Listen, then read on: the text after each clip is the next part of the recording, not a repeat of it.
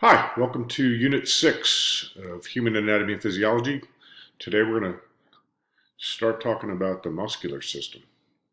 If you'll recollect from the last unit on the skeleton, one of the roles of the skeleton was to allow movement. And so without those bones, you couldn't move. Of course, without your muscular system, you couldn't move those bones.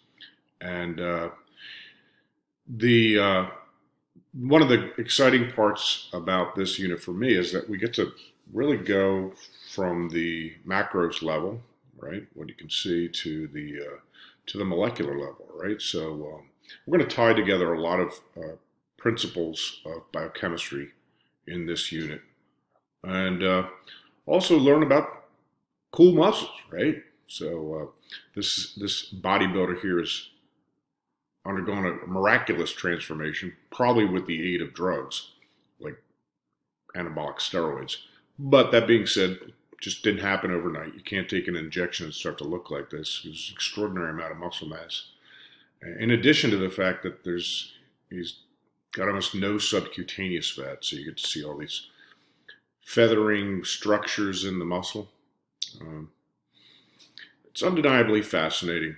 And of course, I don't know what the health risks are associated with taking anabolic steroids. They were originally developed for the elderly, right? For elderly patients who have lost muscle, and for infants that weren't thriving. So now they're abused and rarely prescribed. Even though they have all kinds of advantages for people with certain disease states.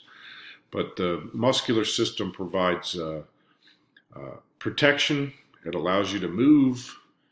You want to have a relatively lean body mass, and that means you largely should have a good amount of muscle on your body to help your metabolism, just keep things running right. So we're going to learn this in some deep depth, and so let's get started. There's three types of muscular tissue, and you can see from these histological slides they're fairly different. They're sort of different. One of the features of muscle tissues are these banding patterns called striations, right? So you can see here in the micrograph, you see banding patterns. You can sort of see them here as well. And we see striations in two of the three muscular tissues, okay? So skeletal muscle is the one we're going to talk about in the most detail in this unit. We'll talk about cardiovascular or myocardium in the next unit, but skeletal muscle tissue it's voluntary, it's volitional. You control it with your motor nervous system. Okay, so you control skeletal muscle. It's voluntary and it's striated. And skeletal muscle can also be multinucleate, that is, have more than one nuclei, which makes it remarkable. Okay, so as opposed to cardiac muscle, which is involuntary, right? So the cardiac muscle also has striations.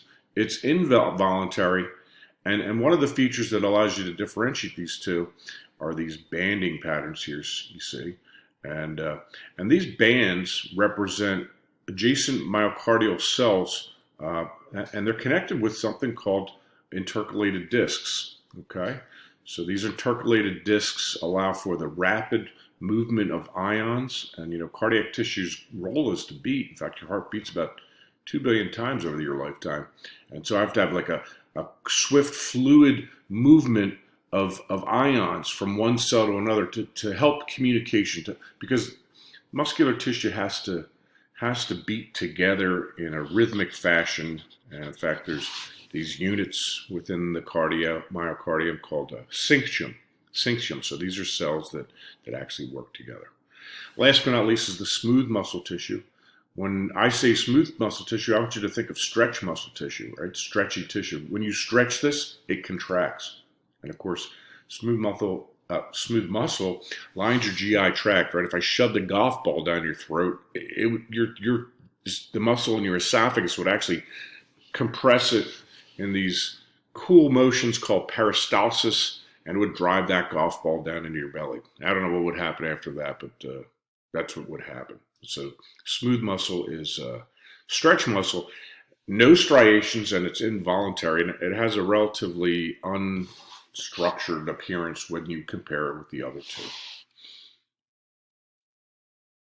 So, like I said, we're going to focus on skeletal muscle at least for the first half of this unit, and there's the skeletal muscle, the organ of a muscle has multiple tissues, right? You have nerve tissue and connective tissue. If you've ever, cooked, and God, I think this was in my last lecture. When you cook, most of the time the only meat you get that has a lot of the different tissues or body parts would be chicken. All right, so um, you know number one, chicken's delicious. I wish I could cook for you guys. I could make a mean cacciatore, but when you dissect and when you cut up, when you butcher meat, particularly chicken, because you get whole muscle groups, you'll see that it's lined. Each particular muscle group is actually encapsulated in something called a fascia, right? It's a serous membrane. It's a pearly membrane. Each of the different muscular groups are, kind of separated from one another, and it allows the muscle groups to slide past one another without much friction. Muscle is attached to bone through dense regular tissue called tendon, and so tendons attach muscles to bone. We do have structure called aponeuroses, and examples include the muscles of the skull and the muscles of the abdominis rectus, so your abdominal plate is full of muscle groups that aren't necessarily connected from bone to bone, but they're embedded in large sheets of connective tissue. All right, so there's one in your abdomen and on your head, and of course, if you can wiggle your ears, you'll know all about that aponeurosis. It's a couple different muscle groups up there that are not connected to the bone. They're connected to tissue eventually, which gets connected to the bone. And of course, your muscle's got a lot of blood in it, but that's not why it's red. Of course, when you get a roast.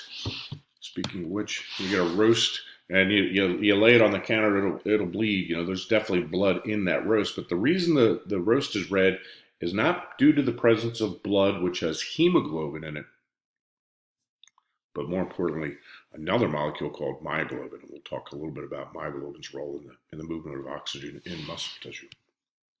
All right, so this is a little heady. It's a little confusing, but just hang with me.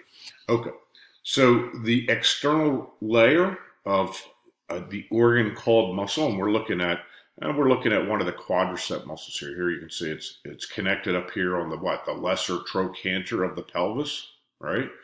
And the outer layer is this fascia, this pearly membrane that isolates it from other muscle groups, and its name is called the epimysium. So when you see mice, think muscle. All right, so it's the epimysium is outside of the muscle. All right, so this is a muscle. Muscle is made up of fascicles.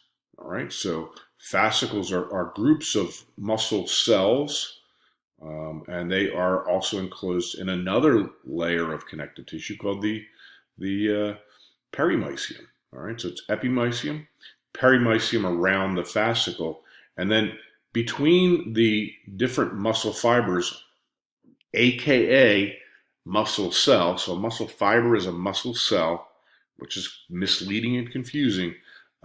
We have this layer of connective tissue called endomysium. All right, so I got perimysium, endomysium, epimysium. Get it straight. It's kind of hard. I know.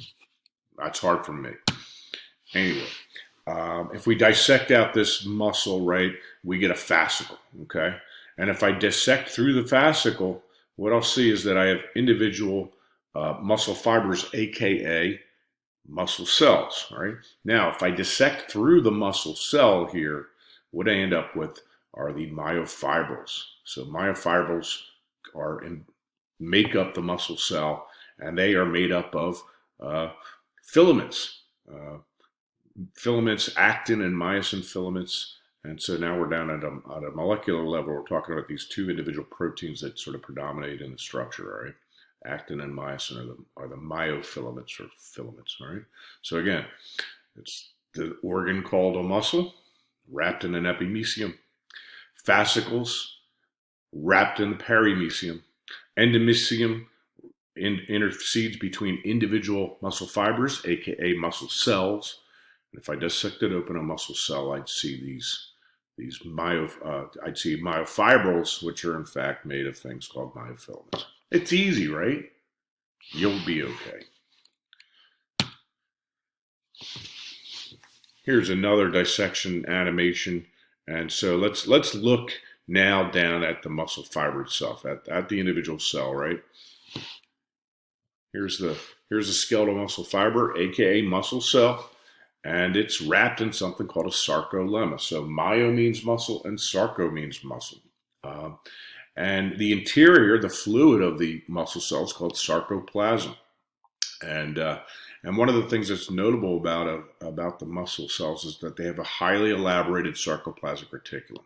All right, so we talked about the endoplasmic reticulum in the normal eukaryotic cell structure, but here we have this sarcoplasmic reticulum that is actually responsible for the movement and the collection of ions. All right, so one of the unique structures of the sarcoplasmic reticulum, in addition to all this network of connective channels, is a structure called the transverse tubule.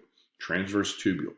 It's transverse because it has two large units called the cisternae, and then in the interior there's another channel called the transverse tubule. All right, so transverse tubules are created by this triad of the cisternae and transverse tubule.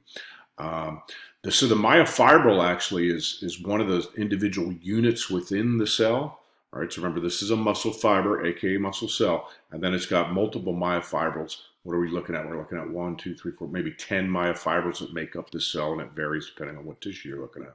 All right, so there's the myofibril, and we can dissect that out to see individual myofilaments.